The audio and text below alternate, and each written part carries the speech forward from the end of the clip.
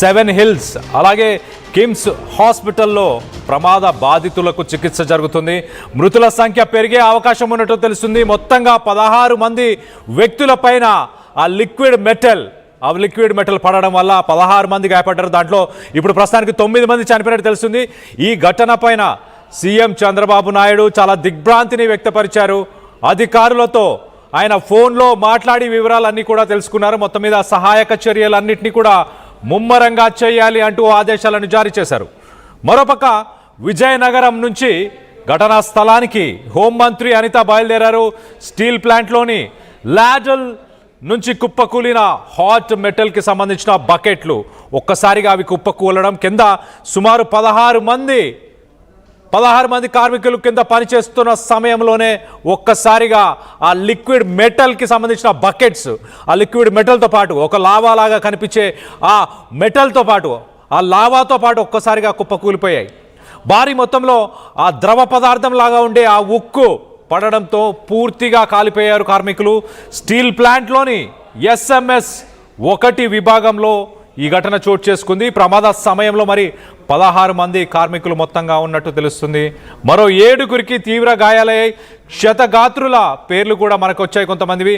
రావూరి మల్లికార్జునరావు, అలాగే పల్లెల శ్రీనివాస్, అర్జున అప్పారావు, సత్యానంద్, సూరిబాబు, అలాగే పైడి రాజు. మొత్తంగా 9 మంది ప్రస్తుతానికి మరణించారు. ఆ 9 మందిలో ఈ 16 మందిలో ఉన్న వ్యక్తులు కొంతమంది పేర్లు మరొకసారి రిపీట్ చేసే ప్రయత్నం చేస్తా. ఒక్కసారి మనం చూస్తే రావూరి మల్లికార్జునరావు, పల్లెల శ్రీనివాస్, అలాగే అర్జున అప్పారావు, మరొకరు సత్యానంద్, సూరిబాబు, అలాగే పైడి రాజు.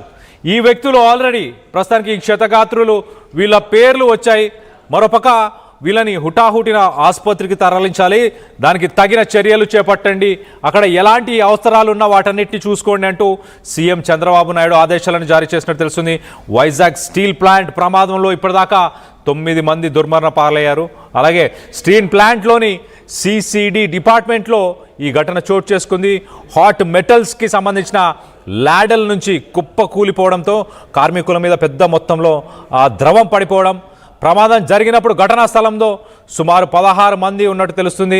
దీంట్లో ప్రస్తుతానికి 9 మంది చనిపోయారు. మనం రైట్ సైడ్ బాక్స్లో చూడొచ్చు. ఆ విజువల్స్లో ఎంతగా అక్కడ మంటలు అంటుకున్నాయి. ఆ లాడల్ అనేది ఒక క్రేన్ లాంటి పరికరం. ఆ క్రేన్ లాంటి పరికరంతోనే బకెట్స్లో వేడి ద్రవ రూపంలో ఉన్న, అంటే లిక్విడ్ స్టేట్లో ఉన్న మెటల్ని, ఆ ఉక్కుని తీసుకొని మరొక సైడ్ దాన్ని ట్రాన్స్ఫర్ చేస్తుంటారు. అది ఆ మెటల్ ఆ బకెట్స్లోనే జరుగుతుంటుంది సాధారణంగా. ఆ బకెట్స్ అలాగే ఆ క్రేన్కి సంబంధించి ఎక్విప్మెంట్ ఒక్కసారిగా కుప్పకూలిపోయింది. మరి మెయింటెనెన్స్ సరిగ్గా లేకపోవడమా, ఇతర కారణాలు తెలియదు, కానీ మొత్తానికైతే దట్టమైన పొగలు నిండిపోయాయి. ఆ మెషిన్ మనం చూడొచ్చు. SMS 1 విభాగంలో దట్టమైన పొగలు నిండిపోయి అక్కడున్న కార్మికుల పైన ఆ లిక్విడ్ మెటల్ అది పడిపోవడంతో ఒక్కసారిగా అక్కడ ఉన్న వ్యక్తులందరూ కూడా దుర్మరణ పాలైనట్టు తెలుస్తుంది. దీనికి సంబంధించి మరింత అప్డేట్ తీసుకునే ప్రయత్నం చేద్దాం. ఇటు మా ప్రతినిధి రామచంద్రరావు అందుబాటులో ఉన్నారు. రామచంద్రరావుతో మాట్లాడి తెలుసుకునే ప్రయత్నం చేద్దాం. రామచంద్రరావు, చెప్పండి, ప్రస్తుతానికి క్షతగాత్రుల పరిస్థితి ఎలా ఉంది? ఎంతమంది చనిపోయారు? ఎంతమందికి సీరియస్ కండిషన్లో ప్రస్తుతానికి ఉన్నారు? అండ్ ప్రభుత్వం ఎలాంటి దానికి సంబంధించి ఎలాంటి ఆదేశాలు జారీ చేశారు సీఎం చంద్రబాబు నాయుడు? ఇప్పటికే మీరు చెప్పినట్టు వైజాగ్ స్టీల్ ప్లాంట్ లో జరిగిన ప్రమాదంపై విచారణకు ఆదేశించడమే కాకుండా వెంటనే క్షతగాత్రులకు మెరుగైన వైద్యం అందించాలని సీఎం చంద్రబాబు నాయుడు ఆదేశించారు. ఇప్పటికే ఈ స్టీల్ ప్లాంట్ PMDతో పాటు ఇతర డైరెక్టర్లతో కూడా ఆయన ఫోన్ లో మాట్లాడినట్టు మనకి సమాచారం ఉంది. అట్లాగే ఘటనా స్థలానికి వెనువెంటనే వెళ్లాలని హోంమంత్రి అనితను కూడా ఆదేశించారు. ఆమె మరో గంటలో స్టీల్ ప్లాంట్ కు చేరుకునే అవకాశం ఉంది. ప్రస్తుతం మనకున్న సమాచారం బట్టి ఈ స్టీల్ ప్లాంట్ ప్రమాదంలో 9 మంది వరకు మృతి చెంది ఉన్నట్టు తెలుస్తుంది. అందులో 9 గుర్తించారు. మిగతా 9 కూడా గుర్తించే అవకాశం ఉంది. అట్లాగే ప్రమాద సమయంలో 16 మంది వరకు ఉన్నారు. వారిలో 7 గాయపడ్డారు. ఈ 7లో కొందరిని విశాఖలోని పినాకిల్ ఆసుపత్రికి, మరికొందరిని మెడికవర్ ఆసుపత్రికి, అలాగే మరికొందరిని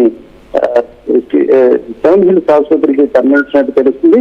దీనికి సంబంధించి మల్లికార్జునరావు, శ్రీనివాసరావు, అప్పారావు, సత్యనారాయణ, సూరిబాబు, పైడిరాజు వీరందరూ కూడా తీవ్రంగా గాయపడ్డారు. వీరందరినీ కూడా వేరు వేరు ఆసుపత్రికి తరలిస్తున్నారు. పెద్ద సంఖ్యలో ఇప్పటికే సహాయ చర్యలు కొనసాగుతున్నాయి. లిక్విడ్ స్టీల్ SMS-1 లో ఒకసారిగా బకెట్ ల్యాడర్ నుంచి ఒకసారి తెగిపోవడంతో ఈ పెద్ద ఎత్తున లిక్విడ్ స్టీల్ దిగువన పడింది. ఆ సమయంలో 16 మంది వరకు కార్మికులు ఉన్నారు. నేరుగా దాదాపు 4 ఒకేసారి పడడంతో వారందరూ కూడా ఒక రంగా సజీవ దహనమైన పరిస్థితి ఉంది.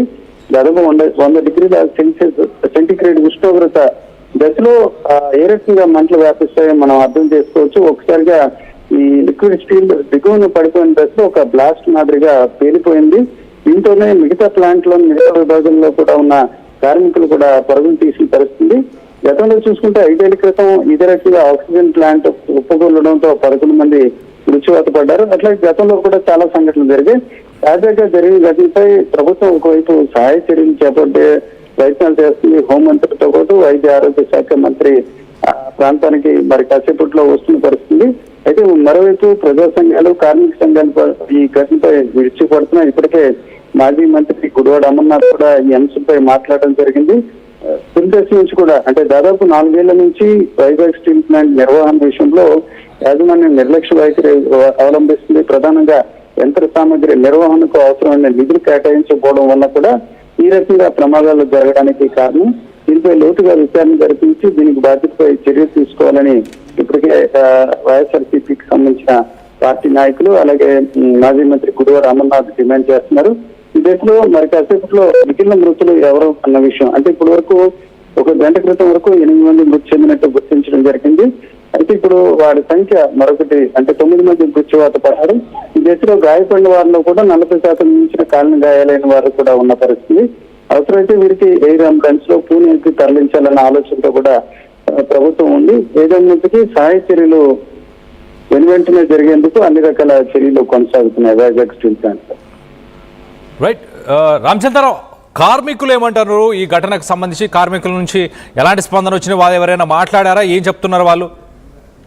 ఆర్టీవీతో కార్మిక సంఘ నాయకులు మాట్లాడడం జరిగింది. ఈ ప్రమాదానికి కారణం ప్రధానంగా స్టీల్ ప్లాంట్ లో ఇటీవల కాలంలో సిబ్బందిని తగ్గించారు. చాలా వరకు VRS 3 దశల్లో కూడా ఇవ్వడం జరిగింది. దాదాపు 2500 మంది ఉద్యోగులు తగ్గించారు. ఆ స్థానంలో కాంట్రాక్ట్ అవుట్ సోర్సింగ్ సిబ్బందిని నియమించే ప్రయత్నాలు చేస్తున్నట్టు యాజమాన్యం చెప్పినప్పటికీ ఆ దిశలో చర్యలు చేపట్టలేదు. ప్రధానంగా చూసుకుంటే ముడి సరుకుతో పాటు యంత్ర సామగ్రి నిర్వహణకు సంబంధించిన నిధుల కొరత ఉన్నట్టు చాలా కాలంగా ఆరోపణలు ఉన్నాయి. అయితే ఇటీవల కేంద్ర ప్రభుత్వం నిధులు కేటాయించినప్పుడు కూడా ఆ నిధులు VRS కి అలాగే ప్రభుత్వ ఎవరైతే కార్మికులు ఉన్నారో కార్మికుల వేతనాలకు పెన్షన్లకు సొమ్ము చెల్లించడానికి మాత్రమే పరిమితమైన పరిస్థితి ఉంది. ఈ దశలో నిర్వహణ అంటే సాధారణంగా ఒక యంత్ర సామగ్రి నిర్వహణ క్రమంగా లేనట్లయితే ఇలాంటి ప్రమాదాలు జరుగుతాయి.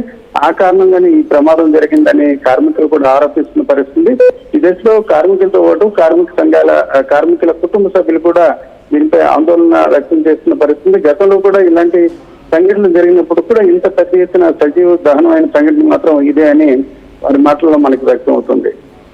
Right Ramachandrarao, thanks for the latest update. మొత్తం మీద కార్మిక సంఘాలు మాత్రం కార్మిక సంఘానికి సంబంధించిన నాయకులు ఆర్టీవీతో మాట్లాడారు. వాళ్ళు మాట్లాడుతూ చాలా క్లియర్గా మెయింటెనెన్స్కి సంబంధించిన నిధులు కొరత, అలాగే ఈ మధ్య కాలంలో కొంత సిబ్బందిని కూడా తగ్గించారు, వాటి వల్లే ఇలాంటి దారుణాలు చోటు చేసుకున్నాయంటూ కూడా కార్మిక సంఘాలకు సంబంధించిన నాయకులు అయితే చెప్పుకొస్తున్నారు. మొత్తం మీద ఒక దుర్ఘటన అని చెప్పొచ్చు.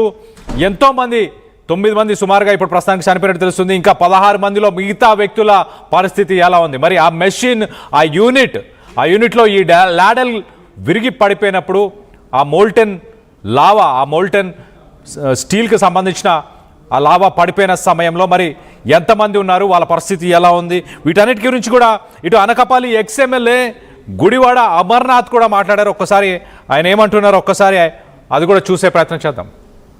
జరిగినటువంటి బ్లాస్ట్లో దాదాపు 8 మంది వరకు మరణించారనేటువంటి వార్త ఇప్పుడే రావడం జరిగింది. విశాఖపట్నం SMS-1లో ఏదైతే ఈ హీట్ చేసేటువంటి ఐరన్ అంతా కూడా స్పిల్ అయ్యి దాదాపు 8 మంది అక్కడికక్కడే సజీవ దహనం అయిపోయారని, ఇంకా కొంతమంది కూడా ఉంటారనేటువంటిది సమాచారం వస్తూ ఉంది. మొదటి నుంచి స్టీల్ ప్లాంట్లో ఈ గడిచినటువంటి 2 సంవత్సరాలుగా అనేక సందర్భాల్లో స్టీల్ ప్లాంట్ని నిర్వీర్యం చేసేటువంటి కార్యక్రమంలో భాగంగా పూర్తిగా దాని మీద శ్రద్ధ పెట్టడం మానేశారు.